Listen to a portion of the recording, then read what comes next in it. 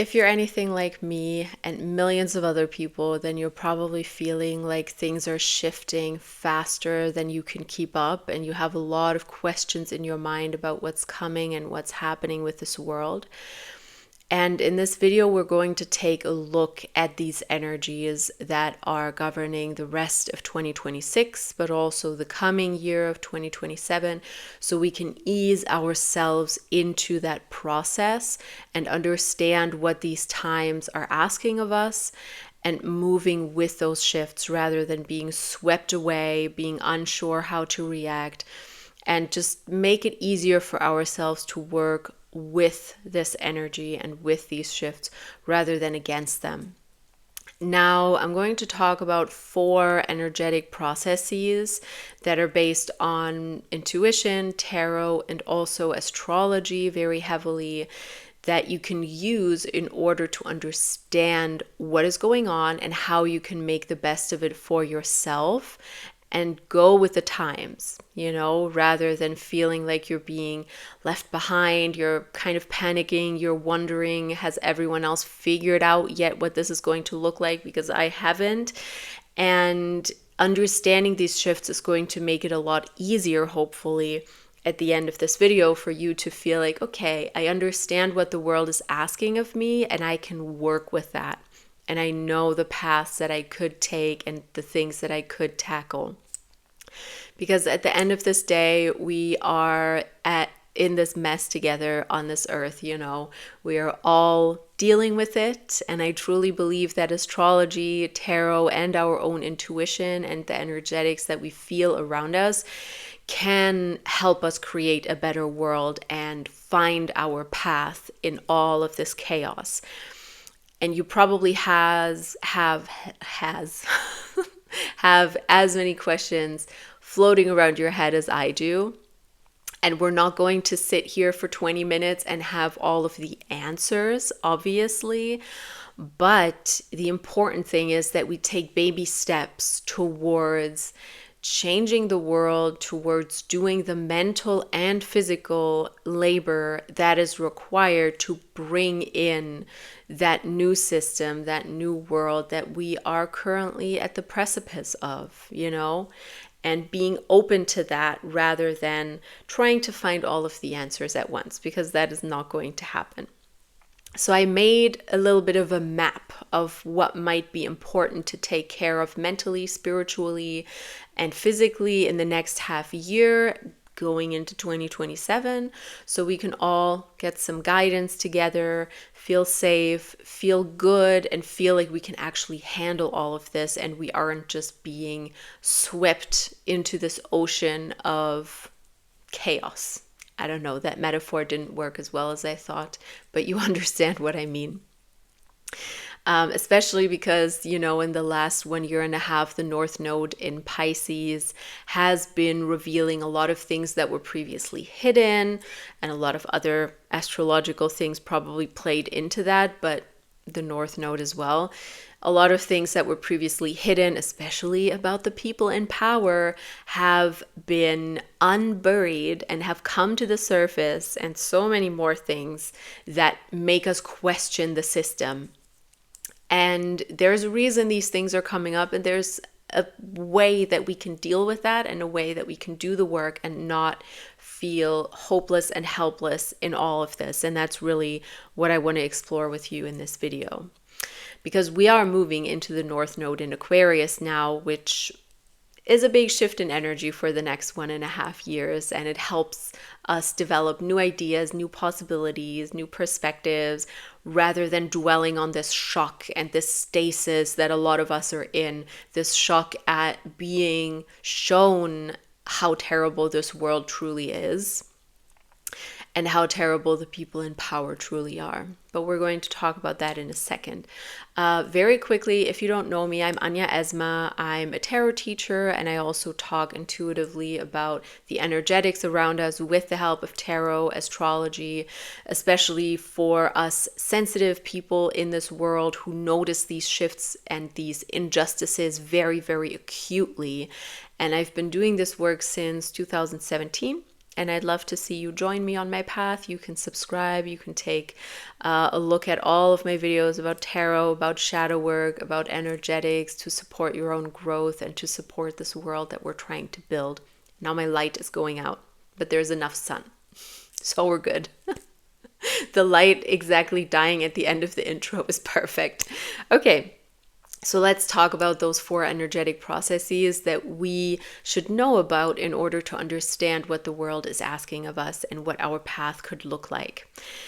Now, the first thing is the shift into the North Node in Aquarius. I already mentioned that just now, and I want to go deeper with it now. That is the first important shift. Now, Aquarius asks for new perspectives, and it asks for new dreams, especially collective dreams. So Aquarius fits into this idea of a new system quite perfectly, and us building that new system. And all of those questions of what will my job look like in the future? What will my home look like? Do I need to move out of the city to be safer? What will my community look like? Should I move into a community somewhere? What will life look like in general? All of these questions are so strong in all of us right now. And if you want to, you can also share whatever questions you have in the comments, because I feel like it's really important that we talk about it, because a lot of us somehow feel alone with these questions. But when you go on social media, you notice many people are having these exact thoughts. And sometimes you may even feel behind if you follow some accounts who are already creating communities living outside of cities. You're like, am I being left behind? What is happening? But I can calm you down. This is a process of months and years. You're not behind figuring these things out. And it is exactly the right time now to work with that North Node in Aquarius to understand what your future will look like by dreaming it. Because all of these questions are very anxiety inducing, but they are also very beautiful door openers to examine our own dreams, our own hopes, and our own positive visions for a future that we might be able to build. And dreaming about it is much better than thinking about it in anxious ways of, am I being left behind? Am I too slow on this? You're not. Your timing is exactly right. And it is just time to create those visions and those dreams now, so that in the future you can take steps towards them and you know what you want, Because let's be honest, I think some of us, we never really fit into this system, and we're still so scared of the system collapsing. And I find that funny, because I think we've done a very good job fitting into it somehow, even though we don't really fit into it. And that gives me hope that whatever is next is going to be able to maybe even support marginalized people more. And I know I'm not blind. I know that fascism is on the rise, that the marginalization and the endangerment of vulnerable people is really increasing. But with the North Node in Aquarius and with your own life and your own effect on this world, the best thing you can do is think of what you want a good future to look like and a positive future to look like collectively and for yourself, instead of focusing on the fantasies of fascists. Because that is truly what they want. They have these surveillance states. All marginalized people are pushed away or enslaved or whatever. They have these fantasies and manage to put them on all of us in a very disgusting way, and instilling that fear in all of us. And when we lose sight of our own dreams for the future, because we are so scared of what it could look like and what it with a high chance might look like in some places of the world, that is going to undermine our attempts to create a better future, you know? And that is why the dreaming aspect, the visionary aspect of Aquarius is so, so, so important right now. And in order to work with that energy, I would recommend that you take a dreaming session. Imagine what a life independently of the system would look like, could look like. And I know that some people say, oh, that's escapism. We need to deal with what's happening right now. And we do. We do have to take down surveillance towers. We do have to do all of these things to prevent fascism from rising. But at the same time, it's helpful to have space for your intuition, for your dreams, for your visions, for your hopes for the future. So take a dreaming session, and this is probably not something that you're dreaming up and in the next year or two it will become 100% reality, which is difficult to swallow for an impatient Aries like me. But that doesn't mean that those dreams don't have value, because Aquarius teaches us the value of dreams, of visions, of communal experiences and hopes for the future. And that Aquarius North Node is really taking us by the hand if you let it. And it says there is value. There is value to your dreams, your visions, even if you cannot see it right now, even if you cannot see what even the steps could be that you could take towards that. There is still value in that. So using the next half year to dream up what you want for the world, be informed, and take tiny steps towards it if you can, is already a very good start. And it will feed the collective unconscious with those dreams, with those visions. And if so many of us are doing that, we have a chance of creating a collective vision that is a juxtaposition to what a lot of other people want for this world and who want to be in power, who want to abuse, etc., etc. So don't stop dreaming. Don't stop having a vision and a hope for the future. That is what the North Node of Aquarius is 100% about now.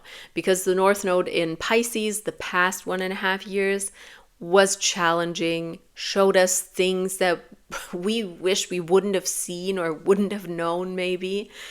We're like, damn, I can't go on in this world after I know that.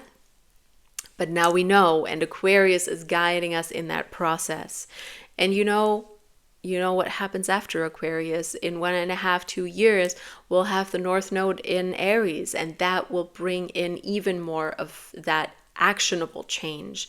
So dreaming now and visioning now is the best that we can do as a collective. That was the first energetic point on our map for the rest of the year. So let's go into the second one. One card that kept coming up in my tarot reading for the 12 zodiac signs for the half of the year, the next half of the year, was the Tower. Specifically, this Tower card from the White Newman deck. And I spoke about this on my Patreon as well, because my Patreon content is going to be all about this month. So I will keep this a bit shorter, but we need to talk about that feeling of invincibility that we have. Because this Tower is showing Goliath, at least it reminds me of that, from the myth of David and Goliath, or maybe it's Dave and Goliath. I don't know. In German, it's David. So we have this idea of someone who feels invincible. It's not a physical tower like in many other cards being destroyed, but a person. Someone who feels invincible, who feels larger than life and thinks, I'm safe. And the Tower asks us to really examine where our ego made us build a little bit too high with no justification. Where do we feel so safe, even though we did nothing for it, and we need to see, I'm probably not as safe as I thought I would be. Maybe because of your privilege, maybe because of something you've constructed that you thought could never tumble down. If it has strong foundations, you will be safe, but the Tower is reminding us to look at those things that don't have a strong foundation of knowledge, of wisdom. Or things like, do you think you're safe because you're voting for a certain party? Do you think you don't have to do your shadow work or examine your own privilege because, well, you're already voting for the most leftist party, so that's all you can do for marginalized people, and that's good enough? That would be a Tower moment of feeling invincible, feeling a little bit too strong and larger than life. Or maybe even the question of, do you think you're safe because you're white and you don't commit crimes? Do you think that will save you from the surveillance state? The Tower is asking us to be very honest about all of these questions. Or do you think you're safe because you don't post on social media? And you think that social media is a danger? Sure, maybe, but does that mean you're safe and you don't have to do anything else to combat this? Probably not. My hair is stuck in my necklace and it's really driving me insane. I apologize. I had to fix that. So yes, the Tower is asking us, where do we feel invincible?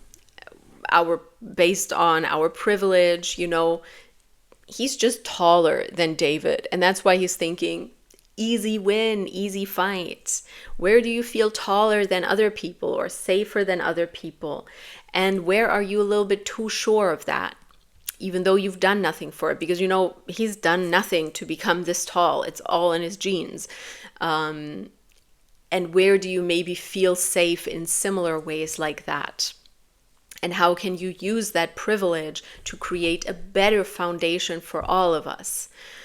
It could also be your area of expertise. For example, for me, tarot. I haven't taken a course about tarot in a long, long, long time. Maybe it's time that I read some more books about it again. I've been so obsessed with it for 7, 8 years or 9 years even. And yet there's always more that I can learn. And the same goes for you as well, for maybe your job or whatever you are working on, some hobby, something that you still have room for growth, even though you might feel like, I'm already so tall, nothing can happen to me, And the Tower is really asking us to examine that. Do you feel rightfully safe, or is it just your privilege that makes you feel safe possibly? Do I feel safe because I live in a safe city or I have a safe job? What will that look like in the future? All of these questions are going to be things that we can come face to face with and that we shouldn't avoid in the second half of the year. Now, if you want to go deeper with that feeling of invincibility and you maybe don't have a concept of it, the whole month on Patreon, as I said, is dedicated to that. So I have an intro podcast, I have affirmations, and I have journaling prompts / tarot spread for this exact thing. So you can do that work now and construct something that is truly based on a stable foundation. Because I think the best way to question current structures is to really examine what they look like and what you wish they looked like and what could be better about them, etc., etc. And that's what the Tower is all about. The Tower is like, do a little architectural check of your life. Because in some areas you might have built too high and you need some more foundation.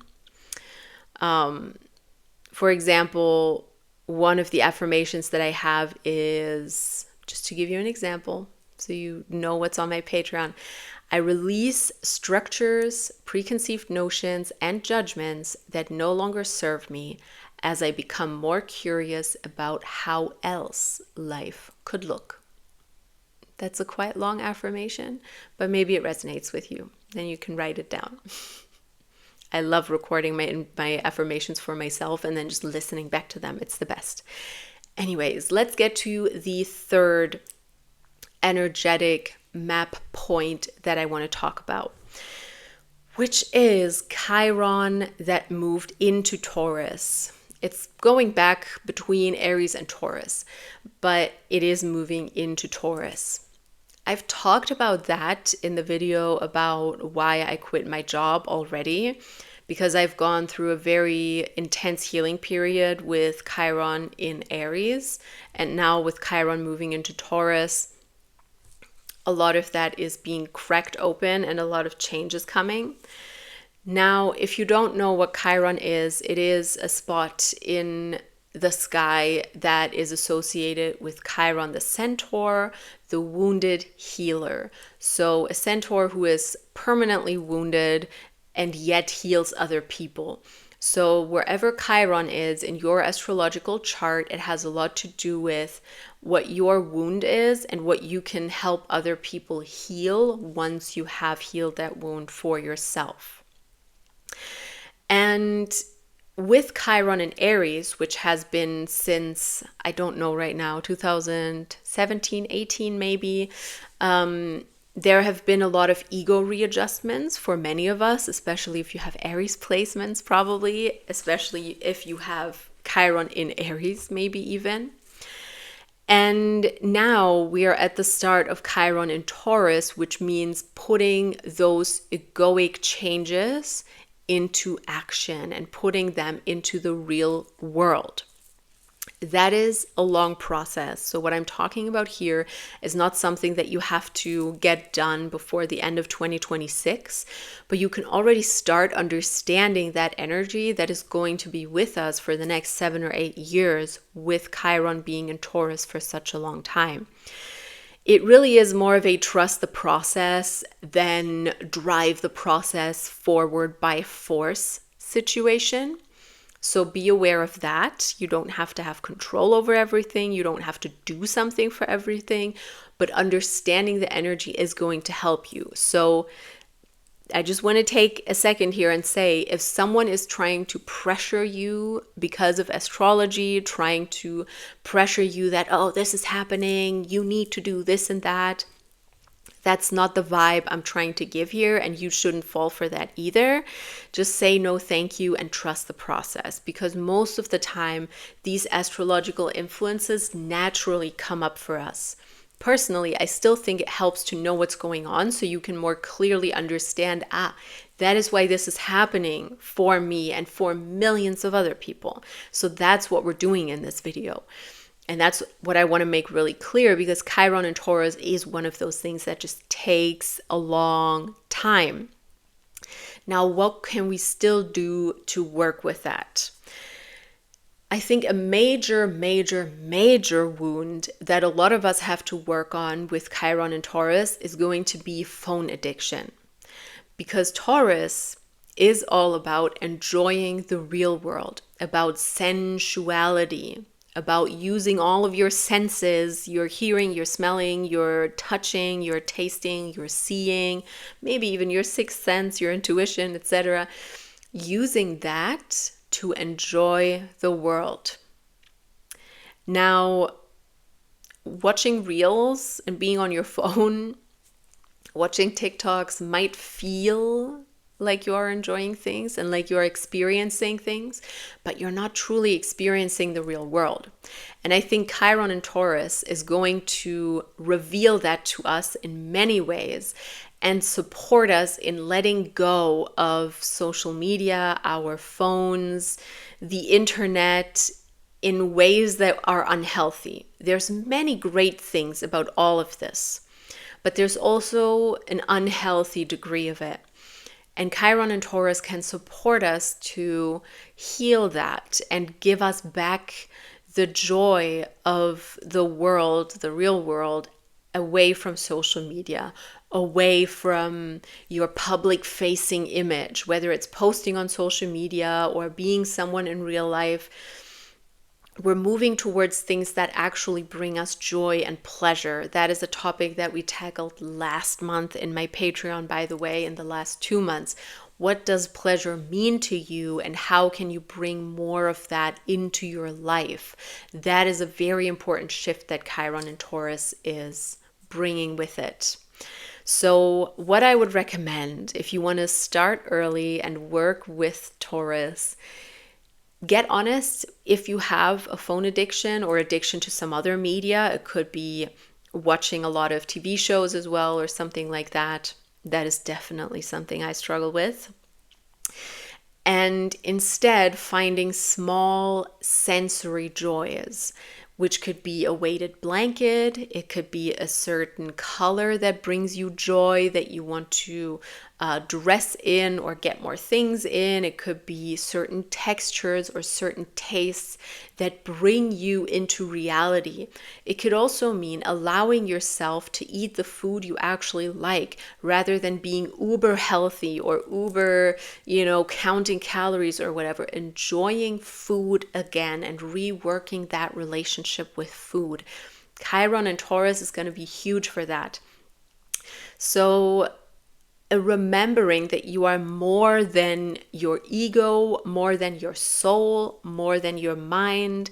You are also your body in this physical world. And Chiron and Taurus is going to remind us of that and help you heal whatever is making you stuck in your mind, stuck in maybe even your spirituality, and bringing you back to the real world. Because you are here on this earthly plane to enjoy it, to interact with it, not to get lost scrolling on your phone, honestly. That's what we're here for. And that is how you can work with Chiron and Taurus in the next 7-ish years. I don't know right now for sure when it will move into Gemini, but yes, that is how you can work with it. And I hope that helps.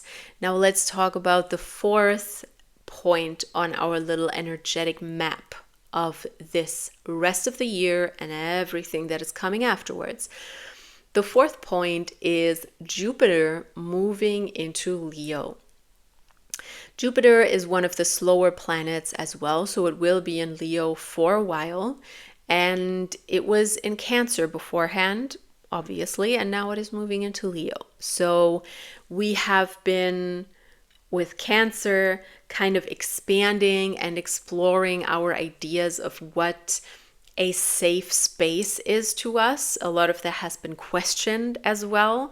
In order to feel safe in this world, we had to expand our idea of what safety can look like, because Jupiter is the planet of expansion and Cancer is the zodiac sign of the home, of safety.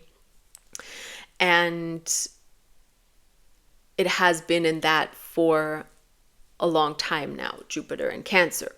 But now, having explored what safety can look like in a very unsafe world, we are now expanding outside of that with the energy of Leo as Jupiter moves into Leo. So this lasts for a whole year. So in the next year, I think about June, July 2027, Jupiter will slowly move on. So in this whole next year, there is a lot of luck and a lot of expansion related to honest self-expression.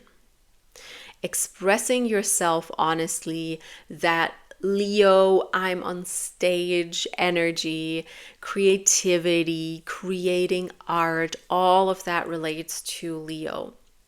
But also the other side of the coin, which is there will be a spotlight on where are we performing, where are we inauthentic, where are we wanting all the attention and all of the prestige and privilege to ourselves.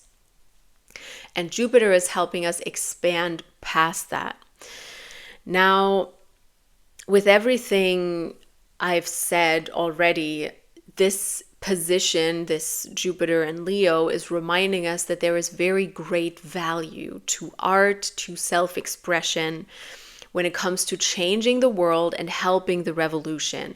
I've already spoken a lot about Aquarian energy, and Aquarius and Leo, of course, work great together because they are opposites. And that is really what we're working with here. We're working with this Aquarian energy of vision, of dreams, and then the Leo energy of art, of self-expression, of finding your own way of performing in this world, and of creating a new collective experience for all of us and having that Aquarian vision. So that's sort of the tension that we're working with here.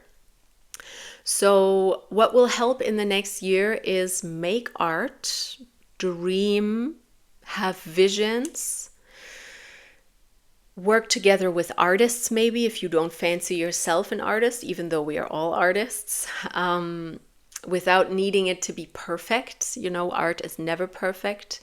If it is true self-expression, it is rarely perfect. That's not what it's about.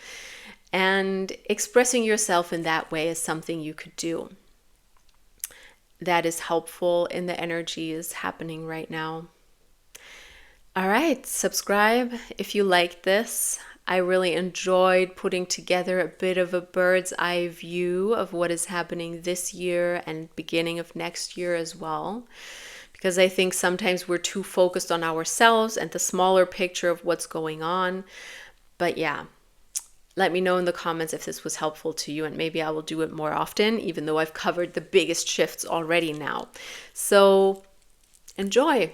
I hope you enjoy my work on all other platforms, whether it's YouTube members, Patreon, etc., etc. If you want to learn more, feel free to join there. And I thank you for sitting here with me. I'll see you very soon. Bye-bye. And share this if you enjoyed it.